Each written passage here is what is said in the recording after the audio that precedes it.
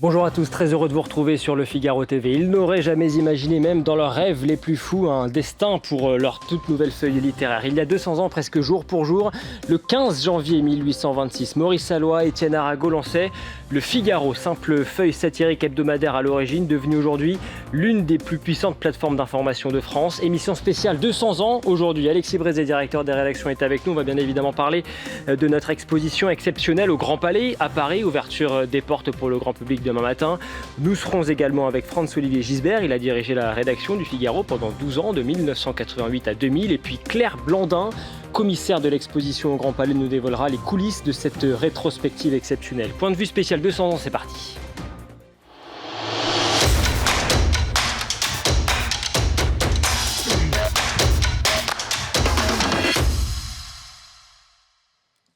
Bonjour Alexis Brézé. Bonjour Timothée. Directeur des rédactions du Figaro. Alors ça y est, nous y sommes, jour pour jour, quasiment heure par heure, heure pour heure, avec cet anniversaire donc du Figaro, notre média qui franchira officiellement la barre des 200 ans d'existence. Ça fait de loin du Figaro le plus ancien média de France, le plus ancien journal de France. On ne va pas relativiser, ça vaut bien un cocorico. Oui, 2 siècles. C'est quand même fou quand on y pense. Il y a 2 siècles, il y avait ces 2 jeunes gens dont vous parliez, Salloy et Arago, qui... en voiture à cheval, parce qu'elle allait distribuer quelques centaines d'exemplaires d'une petite feuille. C'était une petite feuille à l'époque, une petite feuille littéraire et satirique. Et qui était hebdomadaire, d'ailleurs. Et qui était hebdomadaire, et qui était le premier Figaro. Puis qui ensuite va avoir toute une aventure, plein d'histoires, et qui va devenir un journal quotidien à l'époque de Villemessant, et puis qui sera aujourd'hui, vous le disiez là aussi, cette plateforme d'information, le web, les réseaux sociaux, la télévision, nous y sommes, qu'elle est devenue aujourd'hui. Et ça a effectivement beaucoup évolué. Alors pour l'occasion, eh bien, toute la rédaction donne rendez-vous à nos lecteurs, à nos téléspectateurs, à nos internautes également au Grand Palais dès demain pour 3 jours d'exposition immersive, de rencontres. On précise d'ailleurs qu'il est encore temps de s'inscrire pour ceux qui ne l'ont pas encore fait. Alexis, le programme en quelques mots, d'abord, c'est l'occasion de rencontrer toute la rédaction. Alors déjà, c'est un sacré défi. 3 jours, le Grand Palais, ce monument emblématique et colossal, c'est le choix de célébrer en beauté cet anniversaire. Alors on fait plein de choses pour le bicentenaire du Figaro. Il y a un livre superbe, il y a des hors-séries magnifiques, il y a un documentaire, enfin 1000 choses, mais c'est vrai que cet événement dont les portes ouvrent demain matin, donc je vous dis ça avec un peu ça y est, on y est tout juste, là, ça fait depuis plusieurs mois demain matin, ça fait des mois et des mois et des mois qu'on y travaille avec toute une équipe et on va en parler.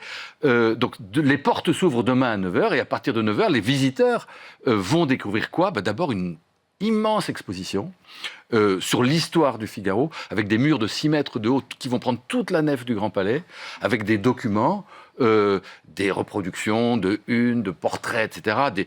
Et puis aussi des projections vidéo, des petites vidéos de l'histoire du Figaro, depuis l'affaire Dreyfus jusqu'à la Seconde Guerre mondiale, jusqu'au Le Figaro dans le cinéma, des grandes projections. Et donc, cette exposition, c'est Claire Blandin, que vous allez recevoir tout à l'heure, absolument, je crois. Qui s'est plongée dans les archives du Figaro, qui en a Claire Blandin, grande historienne, qui nous a fait le plaisir d'être le commissaire scientifique de cette exposition, avec Guillaume Perrault, que les téléspectateurs de Figaro TV connaissent bien, puisque c'est lui qui a l'émission Parlez-moi d'histoire, exactement. Donc Guillaume et Claire et Guillaume ont bâti cette exposition, quelque chose de très considérable, et j'espère de magnifique à voir. Donc ça, c'est la première chose que le visiteur va pouvoir découvrir sous cette nef magnifique du Grand Palais. Et puis ensuite, il verra plein d'autres choses, et notamment toute la journée, toute une série d'événements, de débats qui auront lieu dans un petit studio où là, ils verront comment se tournent nos émissions, vos émissions. Absolument, beaucoup d'émissions délocalisées pendant ces 3 jours. Et puis un grand plateau sur lequel toute la journée sont organisés des débats qui sont en fait les émissions de Figaro TV qui ont été revues et réorganisées pour l'occasion, qui vont se dérouler en public, devant un public de 1000 personnes tout au long des journées, sachant qu'on attend à peu près, plus de 10 000 personnes par jour. Vous disiez qu'il y a de la place, il faut vraiment se dépêcher. On a gardé quelques places. Depuis des semaines, les réservations sont ouvertes.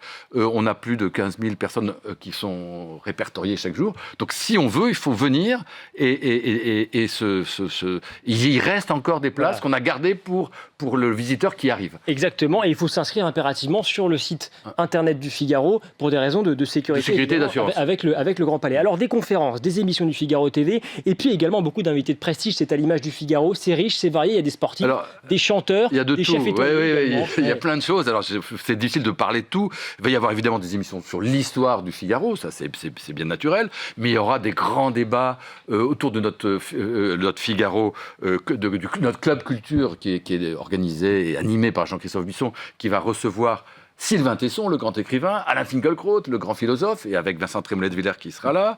Il y aura des débats aussi sur la liberté des médias, un débat entre Natacha Polony et Mathieu Bock-Côté que va faire organiser Eugénie Bastier. Le jeudi matin, il y aura la grande conférence du Figaro. Alors ça, on va en parler. Parce qu'effectivement, vous allez donc animer, Alexis, comme vous le faites ici tous les jours, cette grande conférence de rédaction. On parle ici du comité de rédaction au Figaro. C'est un peu le jargon. Là, on va pouvoir comprendre, le grand public va comprendre comment se construit un journal comme le Figaro. On va faire en direct cette conférence qu'on fait tous les matins avec les responsables de tous les services. On la fera sur scène, mais ça sera en vrai parce que de toute façon, il faut faire le journal. Et donc, et le site, parce que cette conférence, c'est d'abord une réunion qui est organisée autour du web, avec tous les sujets pour le web, et puis à la fin, une fois qu'on a décliné tous les sujets, qu'on a vu à quelle heure on les rendait, sur quelle longueur, quel angle, quelle hauteur, à la fin, on dit pour le journal papier, comment on va faire tout ça. Et donc ça sera en public, et au fur et à mesure, on expliquera au public que sera là, et notamment beaucoup de scolaires, d'universitaires, d'étudiants en journalisme, parce que ça, c'est la journée du jeudi qui est consacrée plus particulièrement à ce public jeune. Avec notamment d'ailleurs un concert de Patrick Bruel. Alors, il y aura notre émission, oui, vous avez raison, Live Music, qui est animée par Sarah Lecoeuvre et Olivier Nuc, et donc autour de Patrick Bruel. Alors, c'est une émission de télévision, il y aura un dialogue avec Patrick Bruel, qui va nous raconter son actualité, et puis tous les sujets que Sarah et Olivier voudront aborder avec lui, et qui nous, sur scène, devant ces centaines, ce milliers de personnes, nous donnera, et c'est un grand plaisir qu'il nous fait, et vraiment il faut le remercier, nous donnera quelques chansons au début de l'émission, au milieu de l'émission, à la fin de l'émission. Donc ça c'est jeudi en fin d'après-midi. Jeudi après-midi, effectivement, absolument. Vous interviendrez bien sûr, Alexis, ce sera vendredi après-midi, je crois, 14h si ma mémoire est bonne. Oui. Et vous allez nous raconter les coulisses, les petites, les grandes histoires du Figaro. Ce sera avec deux de vos prédécesseurs également. Alors on va pas tout spoiler parce que sinon Guyane de Monjou qui anime ce rendez-vous va m'en vouloir, mais enfin racontez-nous un petit peu. Non, mais l'idée c'est avec Franz-Olivier Gisbert. Je crois que vous allez le recevoir aussi. Absolument. C'est ça. Donc avec Franz et Jean-Marie Roire, qui était un grand patron du Figaro littéraire, on racontera, un peu comme les vieux de la vieille que nous sommes, les souvenirs du Figaro des années 80, 90, 2000 qu'on a connus. Ce qui permet en même temps, je pense de façon anecdotique et amusante, de mesurer le chemin qui a été parcouru et l'évolution de ce journal. Donc ça sera un des éléments, mais il y aura bien d'autres choses. Il y aura quelque chose qui, je pense, va être très amusant aussi le vendredi. Christophe Barbier, journaliste que tout le monde connaît, qui était un grand patron de l'Express, mais qui, entre autres cordes à son arc, qui joue la comédie et qui chante. Or, il se trouve que Hippolyte de Villemessant était le meilleur ami de Jacques Offenbach. Hippolyte de Villemessant qui donc a refondé le Figaro en 1866. Exactement. Qui est le grand directeur, qui a tout inventé dans l'histoire de la presse. Et donc, ce Villemessant était le grand copain d'Offenbach. Et donc, Christophe Barbier va nous donner sur scène, avec son épouse, qui est cantatrice, vont nous donner le spectacle qui joue en ce moment à Paris, régulièrement à Paris au Théâtre de Poche, qui est une histoire d'Offenbach, là, qui sera recentrée sur l'histoire d'Offenbach et Villemessant, avec des chansons, et puis des surprises, et puis peut-être même qu'il y aura la chorale du Figaro qui viendra chanter avec eux à la fin. Eh bien voilà, en tout cas, une jolie belle surprise que vous nous annoncez. On l'a dit, on va se plonger un peu aussi dans l'histoire du Figaro, parce qu'on parle des 200 ans de ce journal. On a évoqué une figure absolument majeure, qui est celle d'Hippolyte de Villemessant. Aujourd'hui, le Figaro, c'est donc évidemment un journal, c'est également un site internet, ce sont des réseaux sociaux qui sont extrêmement développés, des podcasts, le Figaro Live, et puis le nouveau-né, effectivement, le Figaro TV 2023. Comment cette simple feuille de papier littéraire, encore une fois, que nous l'évoquions, qui est née en 1826, est devenue ce groupe multiplateforme qu'est le Figaro aujourd'hui? Je dirais un peu sous l'empire de la nécessité. Parce qu'au fond, le Figaro des années 1820 jusqu'au Figaro de la grande époque R100 jusqu'aux années 2000, change. Évidemment, change, mais ça reste un journal papier avec des magazines, des suppléments. Mais ça reste un journal papier qu'on commence le matin et qu'on finit le soir. Avec des pigistes qui envoient leurs articles, des grands journalistes, une histoire formidable avec des grands journalistes. Mais la façon de travailler, finalement, depuis 1820, change assez peu. On se réunit le matin, on décide les articles, et le soir, le journal est fait. Et puis, il y a des magazines. Alors, selon les époques, il y a eu des hors-séries thématiques du temps de Villemessant. Il y a eu nos hors-séries à nous. Mais enfin, jusqu'aux années 2000, tout ça ne change pas tellement. Et puis à partir des années 2000 arrive quelque chose qu'on subit au départ, qui est la révolution numérique. Ça, c'est un espèce d'ébranlement considérable pour l'ensemble de la presse et l'ensemble des médias, et notamment des médias écrits, qui se prennent de plein fouet ce choc de l'Internet. Et la force, la chance du Figaro, ça a été d'embrasser cette révolution numérique. Et de s'adapter tout de suite. Alors, on a eu la chance, c'était aussi le moment où finalement, on avait un nouvel actionnaire qui était Serge Dassault. Donc, on a eu les moyens d'accomplir cette révolution. Peut-être que quelques années plus tôt, on ne les aurait pas eus. Et à partir de là, les équipes successives qui ont dirigé le Figaro se sont dit il faut qu'on soit les meilleurs sur l'Internet, puis les meilleurs sur l'image, puis les meilleurs sur les réseaux sociaux, parce qu'aujourd'hui, l'information, la façon de consommer l'information a changé. Il y a bien sûr le journal papier, il y a bien sûr les magazines, le Figaro Magazine, le Madame, le TV Magazine, il y a toujours les hors-séries qui sont toujours aussi magnifiques. Oui, il y a toujours ça, mais maintenant, les gens, ils s'informent sur leur téléphone, sur leur ordinateur, sur les plateformes des réseaux sociaux. Donc, au fond, le métier, lui, n'a pas changé. L'essentiel n'a pas changé. L'essentiel, c'est quoi notre métier de journaliste? C'est d'aller rendre compte, d'aller sur place, de rencontrer des gens, de donner du sens à une actualité qui parfois semble en manquer. Donc notre travail, c'est toujours le même. Simplement, la façon de faire ce travail... Et la façon de le diffuser. La façon dont on va diffuser ce travail, de l'exprimer, va être différente. Et donc, ce même travail de journaliste, qui est toujours le même, lui, il n'a pas changé. Ce même travail de journaliste, on va le faire pour l'Internet, pour les réseaux sociaux, pour la télévision, ce que vous faites. C'est toujours le même travail. Mais il fallait prendre cette révolution, parce que sinon, de toute façon, il ne faut bien pas se cacher les choses, on était condamnés. Qu'y a-t-il de commun, Alexis, entre cette feuille de papier satirique de 1826 et puis cette grande plateforme que nous connaissons aujourd'hui? Je dirais, si on réfléchit bien, parce que c'est vrai qu'au fond, on peut se dire, il n'y a plus rien. Mais je crois que plus on entre dans l'histoire du Figaro, plus on la travaille, plus on l'examine, et la magnifique exposition qui est dès demain au Grand Palais va permettre de se rendre compte, puisqu'on met en parallèle l'histoire du Figaro, la grande histoire de France, et puis l'histoire des médias. Donc plus on se pénètre de cette histoire, plus on se rend compte que, au fond, le fil directeur, le petit air de l'air de Figaro qui retentit d'époque en époque sur la mandoline de ce barbier insolent. De Beaumarchais. Voilà, de Beaumarchais, puisque depuis toujours le Figaro est sous le signe de ce personnage de Beaumarchais, Figaro. Eh bien, cet air que Figaro chante sur sa mandoline, c'est l'air de la liberté. Sans la liberté de blâmer, il n'est pas d'éloge flatteur. C'est ça, notre devise. Elle a un peu changé, mais c'est toujours le même esprit. C'est ça, l'âme du Figaro. C'est vrai que c'est un mot qui, je sais, vous tient à cœur, celui de la liberté. Je crois que si on regarde les différentes époques, si on regarde l'incroyable liberté vous parliez de Alois et Arago, qui vont défier le pouvoir de Charles X. On peut parler de Villemessant, qui va tout révolutionner dans l'histoire de la presse. On peut parler de l'affaire Dreyfus, où le Figaro va s'engager du côté de Dreyfus. On peut parler de Gaston Calmette, qui va mener bataille d'abord contre l'affaire des fiches et le fichage des catholiques par la République, puis contre l'impôt sur le revenu. Il en sera d'ailleurs le malheureux revolverisé par une ministre. Oui. Hein. Donc c'est pas si courant. Et le dénominateur commun, c'est la liberté. Je continue.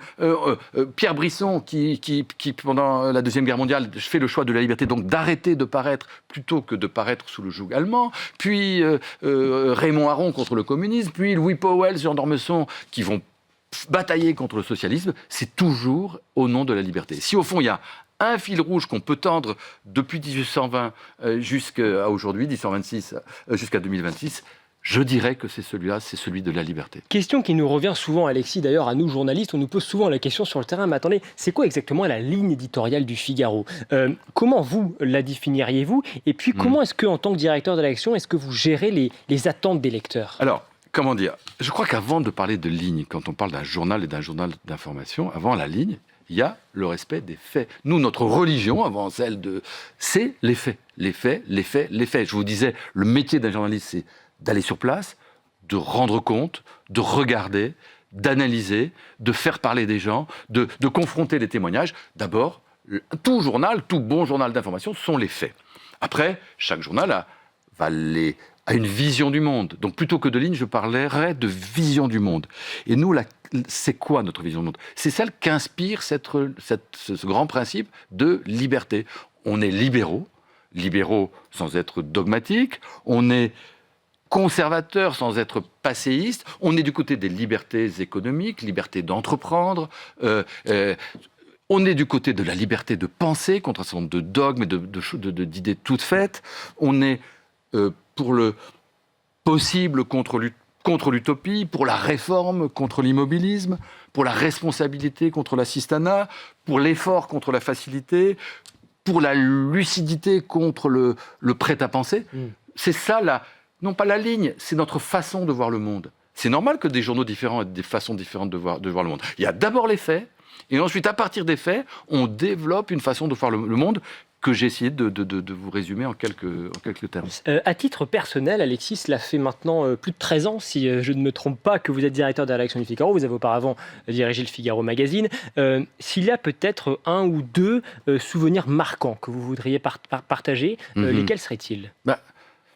Un journal, c'est une caisse de résonance du monde et de l'actualité. Donc les souvenirs qu'on a quand on est journaliste, c'est les souvenirs de l'actualité, la façon dont elle est venue à nous, alors qu'on était journaliste. Il y a eu par exemple des nuits blanches ici au Figaro. Moi je me souviens très franchement, les tours jumelles.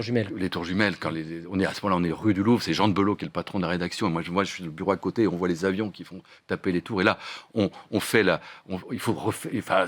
Qu'est-ce qui se passe là ? C'est toute la rédaction qui revient. Déjà tout le monde est sidéré. Et puis là, on m'a dit, on fait tout le journal là-dessus. Jean à l'époque dit, comment on va titrer ? Il faut faire la photo de une, on fait donc une grande une avec la tour et l'avion qui rentre dedans.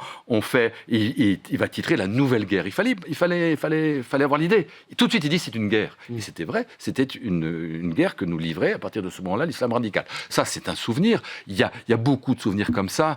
Évidemment, les souvenirs des attentats, que ce soit Charlie, que ce soit le Bataclan. Je me souviens après les attentats du Bataclan et du Stade de France, qui se passe un vendredi soir, on revient tous au journal. C'est pareil, on doit tout. Alors là, on redécide tout. Là, c'est le soir, c'est la nuit. C'est la nuit, donc tout le monde vient au journal pendant la nuit. Et là, on se dit, normalement, vous savez, on ne fait pas de journal le samedi pour le dimanche. Il n'y a pas de journal le dimanche. Et là, on se retrouve tous pendant la nuit. On dit, il faut qu'on fasse un journal demain. Et là, j'appelle Marc Feuillet, qui est le directeur général du journal. Je dis, mais comment on fait ? On n'a pas d'imprimerie, on n'a pas de papier. Il me dit, je me débrouille. Faites le journal et je me débrouille. Et donc, il va trouver le papier, le circuit de distribution, parce que pour distribuer un journal le dimanche, quand on le fait jamais. Et nous, pendant ce temps-là, on va faire le journal hommage aux victimes des attentats. Il y a plein de soirs. Notre-Dame. Bien évidemment. Je me souviens de Notre-Dame. C'était un soir, avec Vincent Trémolet de Villers, il recevait à Salgavo Mathieu Bocoté.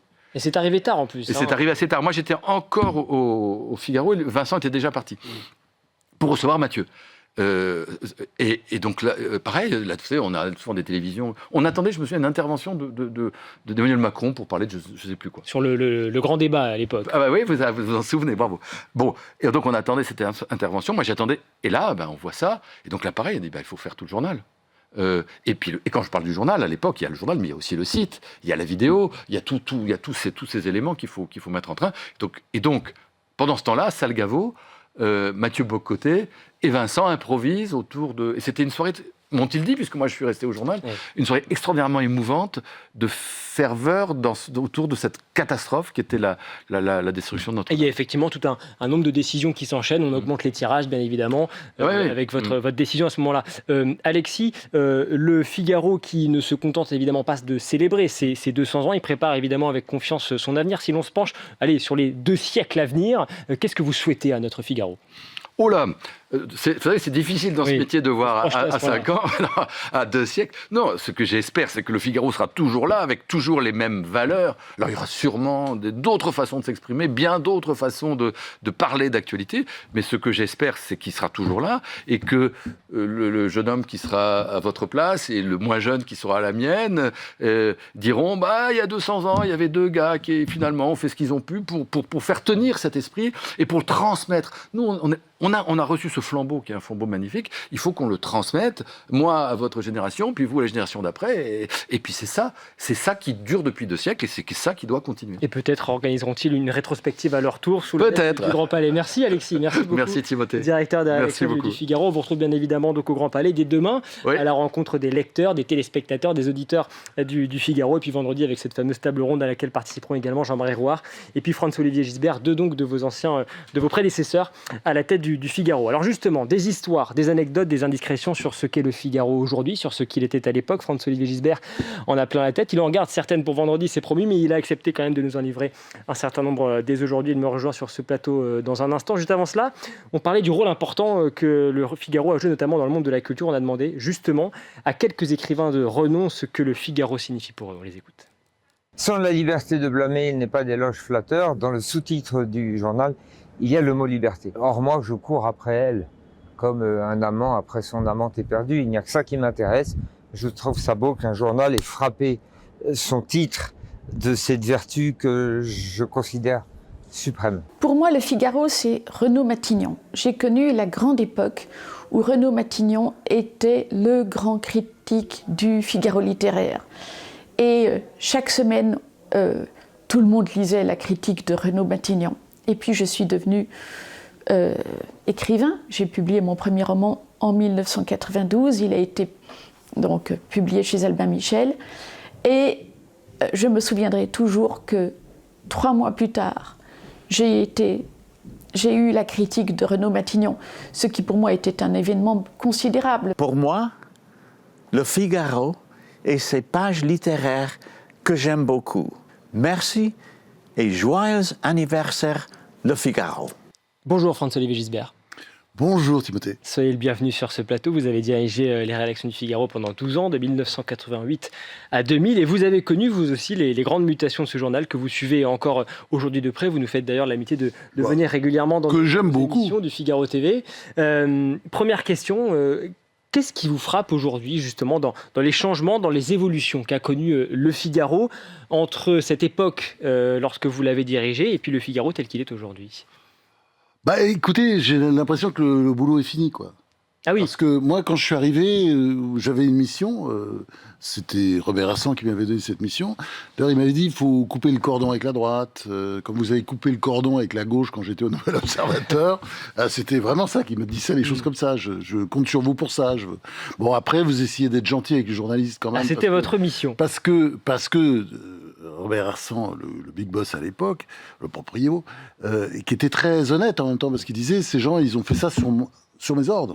Donc, il faut les respecter. Mais bon, en même temps, il faut faire autre chose.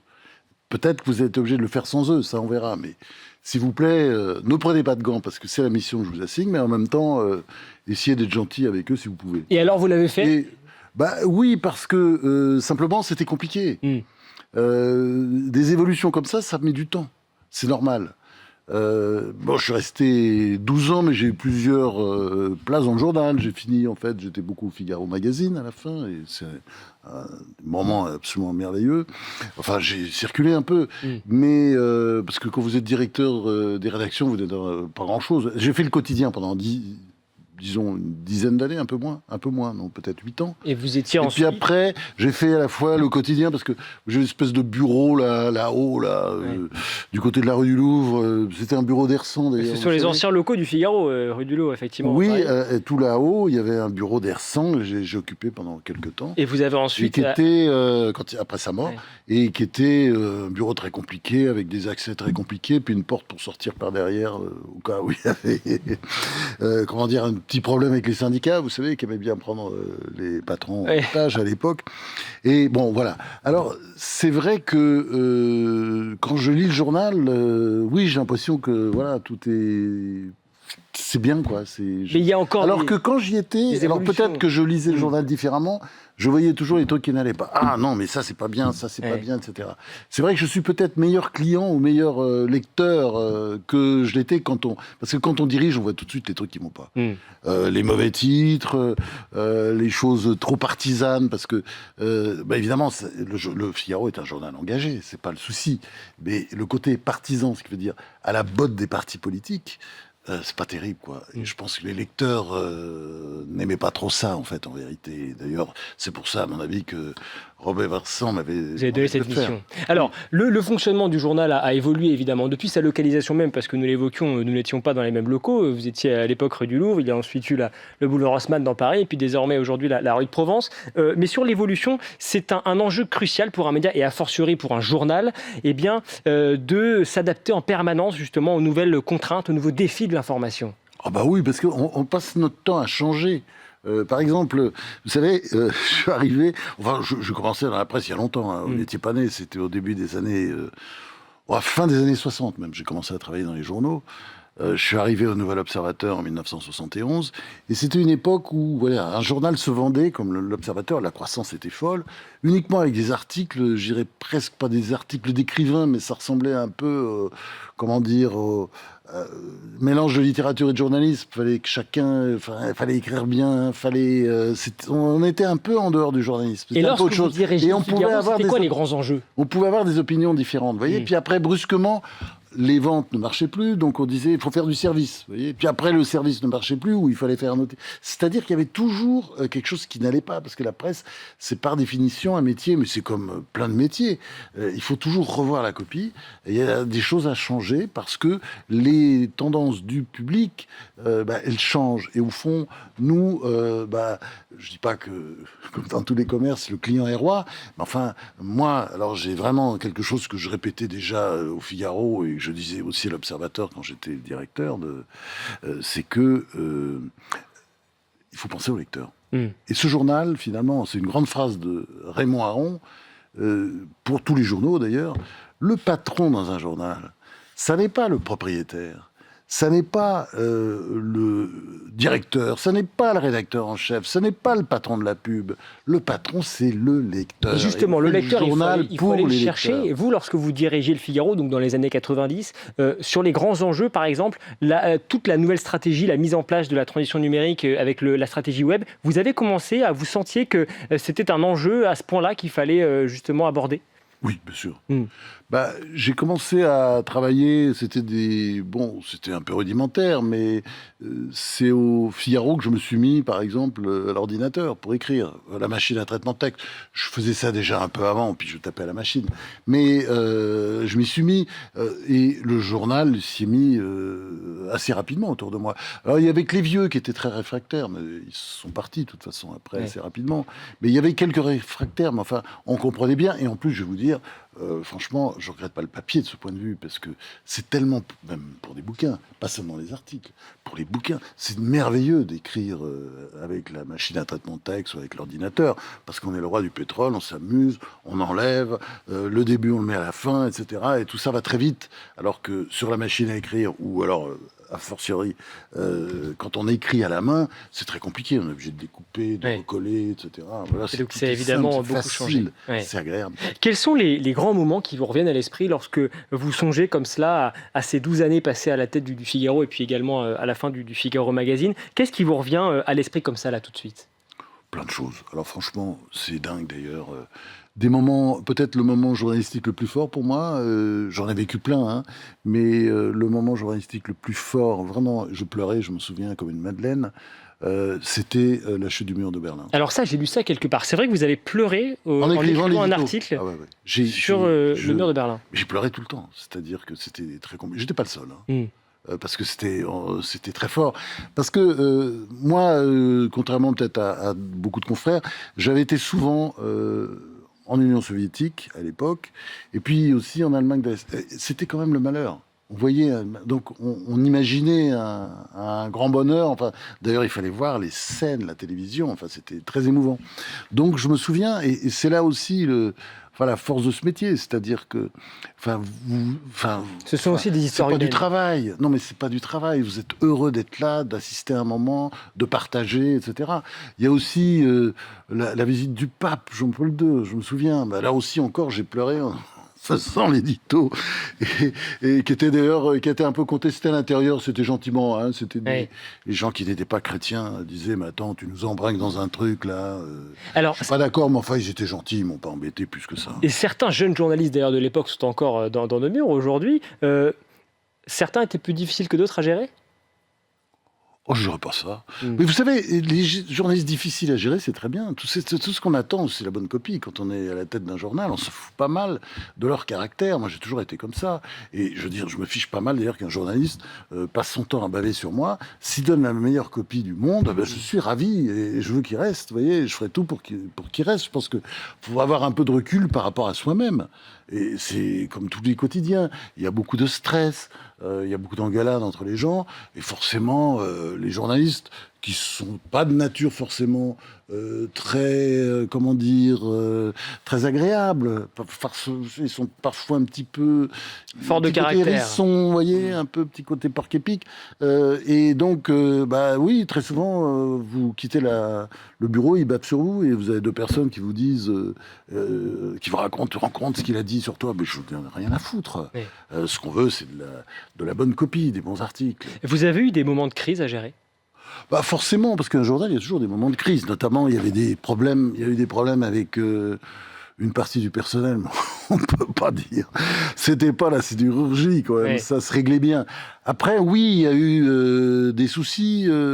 D'abord, par exemple, au moment de la guerre du Golfe, le journal, à l'époque, sous Robert Hersan, gagnait beaucoup d'argent. Il faut dire les choses. Hein. Bon, l'argent, simplement, à peine arrivé, il repartait. Il repartait parce qu'il y avait... Par exemple, le Progrès et le Dauphiné qui avait été racheté avec 0 balles, et il fallait rembourser les emprunts. Il y avait l'énorme trou creusé par François, etc. Il est hors de question pour Robert Hersan de vendre François. Mais même, je me suis permis un jour de lui dire... bon, j'aurais pas dû d'ailleurs, parce qu'il était très agréable, Hersan, c'était timide. Donc, il rougissait si vous disiez quelque chose de gentil, vous voyez, un peu le genre de personnage. Ah oui. Donc, vous aviez une parole assez libre avec lui, dans tous les cas. Oui, absolument. Mais assez éruptif en même temps. Ouais. Et il n'osait pas se mettre en colère, par exemple, quand vous faisiez un truc qu'il n'aimait pas, il se mettait en colère derrière votre dos, il hurlait auprès de gens qui en étaient, pour qu'ils vous rapportent la raison de sa colère. Mais là, c'est vrai que c'était... absolument incroyable la façon dont ça s'est passé. Par exemple, je vais vous dire, des petits problèmes avec Hersan. Tiens, je fais travailler un jour François Giroud. Il y a une chronique. J'essaie qu'il y ait des chroniques un peu littéraires. Retrouver un peu la tradition du journal. C'est ce que j'ai fait, moi. Oui. Quand je viens dans un journal, j'en ai fait 3, disons, ou 4, parce que le Figmag, je le compte aussi par les journaux, c'est que j'essaie de reprendre les racines. Pourquoi ça a marché? Quelle est l'identité? Et je sais qu'il y a des gens qui arrivent dans les journaux qui disent « faut tout refaire, c'est des nuls, c'est des cons ». Moi, pas du tout. Je suis très respectueux du passé. J'essaie de parler avec les anciens, de comprendre. Je vais vous dire d'ailleurs, le Figmag, quand je suis arrivé, il était dans un état déplorable. Les ventes, c'était fini, etc. Il avait été lancé il y a quoi? Il y a une bonne dizaine d'années? Oui, avec Hersan et Maurice Baudouin. Après était arrivé Louis Pauwels. Et qu'est-ce que je fais, moi? Louis Pauwels part à la retraite, puis ça part un peu en quenouille. Qu'est-ce que je fais? Je fais venir Maurice Baudouin, que je connaissais. Il devient mon égal. Et on fait le journal à deux. Et lui, il avait il était l'auteur de la formule avec Hersan derrière. Vous voyez ce que je veux dire? Et tout de suite, c'est reparti. C'est-à-dire, le problème des journaux, très souvent, ils ont une identité forte. Il faut revenir à cette identité. Et ce qui est extraordinaire avec le Figaro, au bout de 200 ans, c'est toujours la même identité. Sans la liberté de blâmer, il n'est pas d'éloge flatteur. La phrase de Beaumarchais, mais je trouve qu'elle colle tout à fait au Figaro, qui est un journal qui ne fait pas de campagne, qui est un journal équilibré, je dirais. Hersan, qui aimait beaucoup le Figaro, qui était très fier de l'avoir, disait toujours conformiste. Le lecteur est conformiste. Pas tout à fait exact, c'est pas vrai. Mais c'était une façon de dire, faut pas le secouer trop, il faut pas le.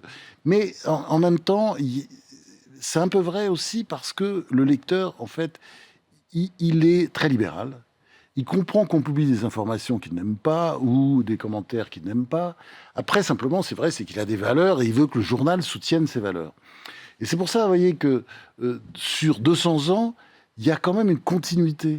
C'est-à-dire, et moi, L'unicité, oui. Oui, parce que Alexis Brézé. On peut pas dire, c'est pas le même journal. Il y a toujours un peu cet esprit, un peu indépendant, un peu libre. Quand j'y étais, il y avait des auteurs, des journalistes ou des chroniqueurs qui avaient une parole extrêmement libre. Je sais pas, Renaud Matignon, par exemple, il nous donnait des sueurs froides parce que de temps en temps, il écrivait des choses horribles sur des gens qu'on aimait bien. Vous voyez, et on disait pas, Coco, on va pas passer ton papier.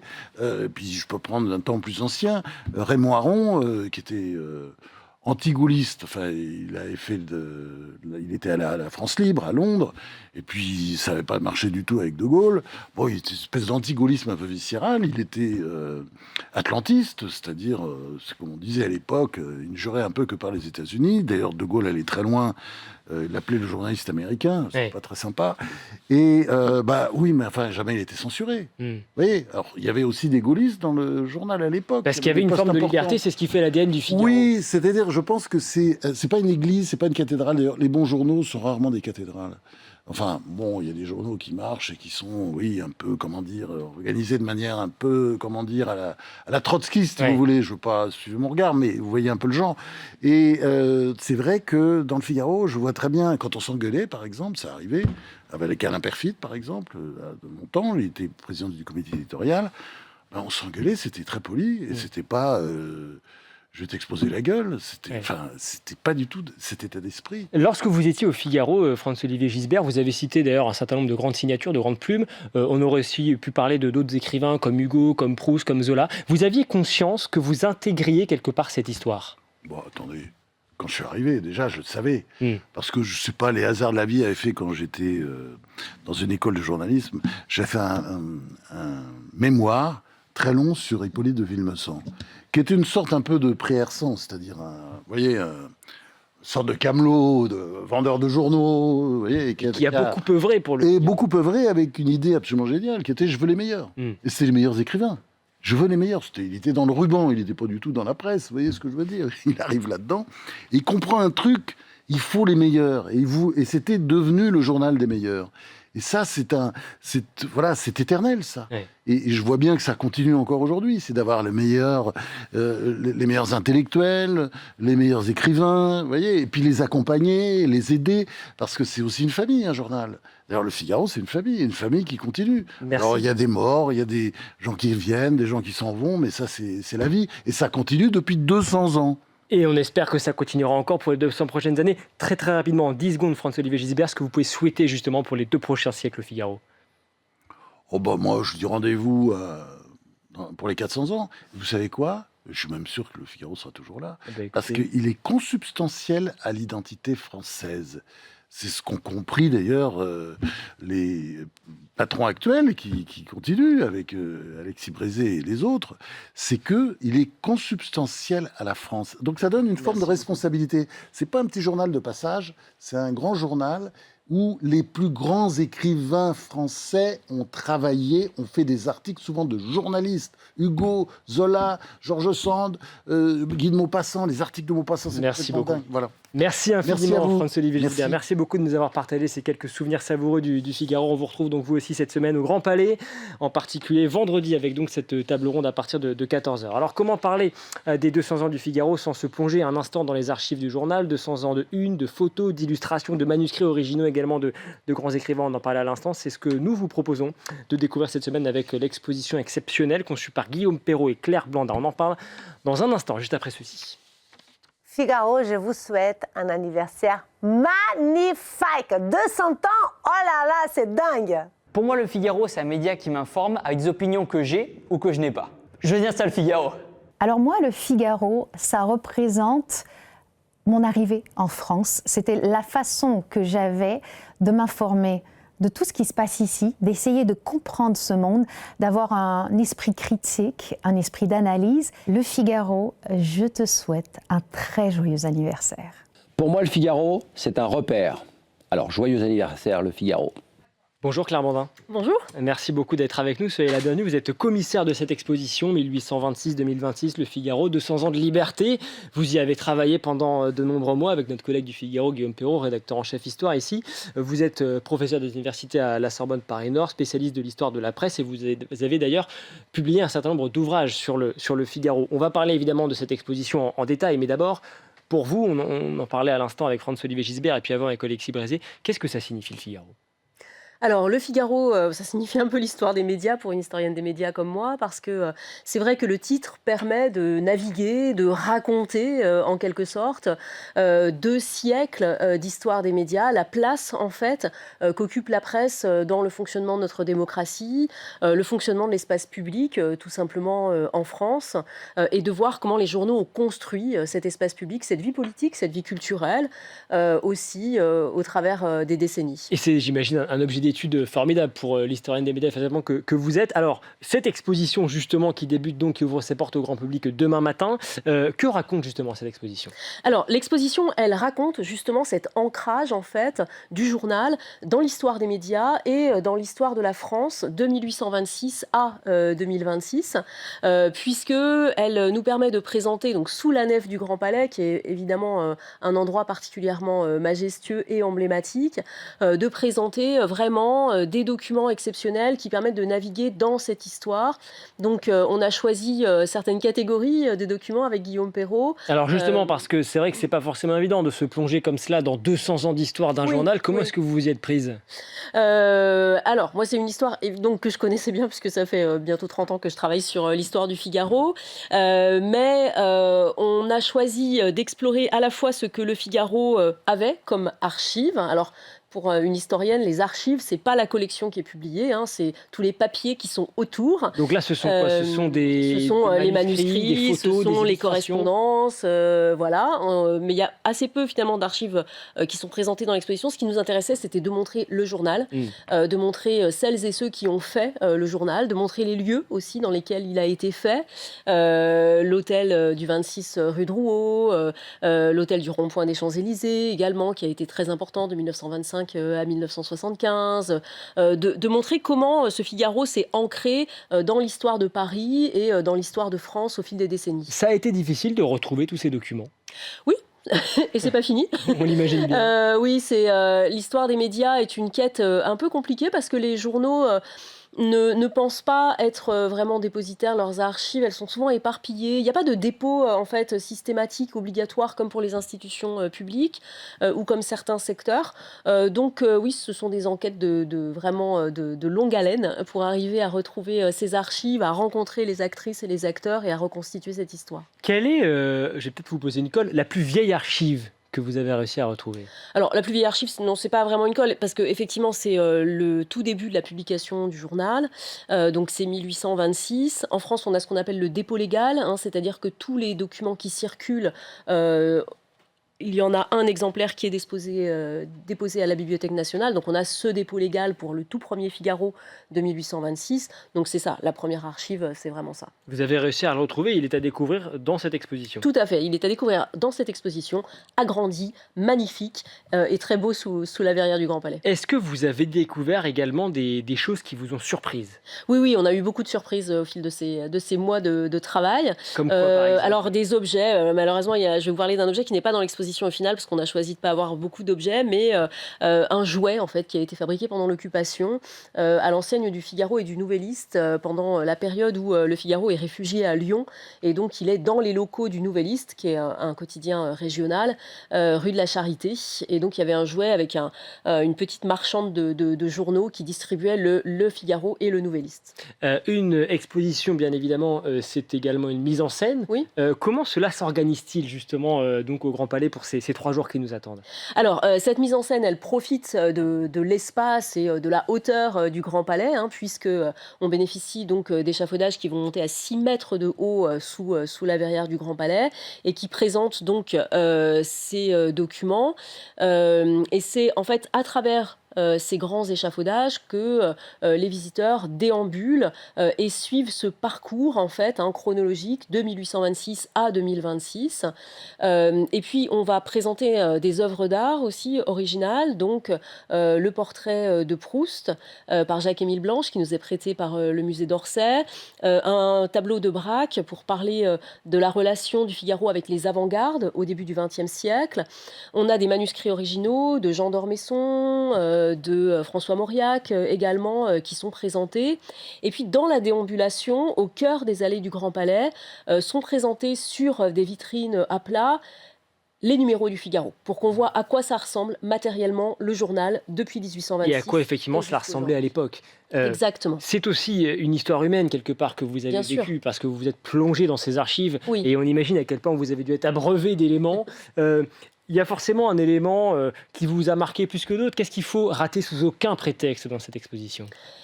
Alors, dans la préparation, pour moi, la plus belle expérience technique, si je puis dire, c'est les 2 films qui vont être présentés de part et d'autre, hein, les films qui ont été réalisés par Superbien, le côté immersif de l'exposition. Un des 2 films porte sur les femmes et les hommes du Figaro. Et en fait permet d'animer, parce qu'avec l'intelligence artificielle aujourd'hui les images se mettent à bouger, et en tant qu'historienne c'était assez magnifique de voir s'animer les journalistes et les grands écrivains qui ont fait le Figaro au 19e siècle.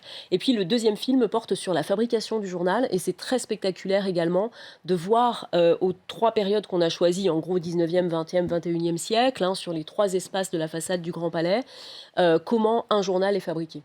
Qu'est-ce que tous ces éléments, et là je m'adresse également à l'historienne des médias que vous êtes, disent justement de la place du Figaro dans l'histoire de la presse française, également internationale, puisque très peu de titres en réalité peuvent se targuer entre guillemets d'une aussi grande longévité. Oui, cette longévité est assez exceptionnelle dans la presse européenne. On sait qu'il y a le Times qui est à peu près dans les mêmes chronologies. Mais ce que ça dit, c'est à quel point le Figaro a toujours su être au cœur de cette histoire des médias, à quel point il a su renouveler aussi par ses formats. On le voit avec ce qu'on est en train de faire ici. Par ses formats, il a su s'adapter au renouvellement médiatique. Il y a des éléments qu'on oublie peut-être un peu, la place centrale qu'il a eue dans la renaissance de la presse à la Libération, grâce notamment à la personnalité de Pierre Brisson, qui était son directeur, mais aussi grâce à l'appui de François Mauriac, ou alors à quel point le Figaro littéraire, dans les années 1960, va préparer toute la mutation vers ce qui sera ici le Figaro Magazine ou Madame Figaro, mais globalement vers le format magazine pour une grande partie de la presse française. Avec effectivement la création d'un certain nombre de contenus ensuite dérivés, Figaro littéraire, Figaro Magazine en 1978, si je ne me trompe pas, et puis aujourd'hui, bien évidemment, le Figaro TV.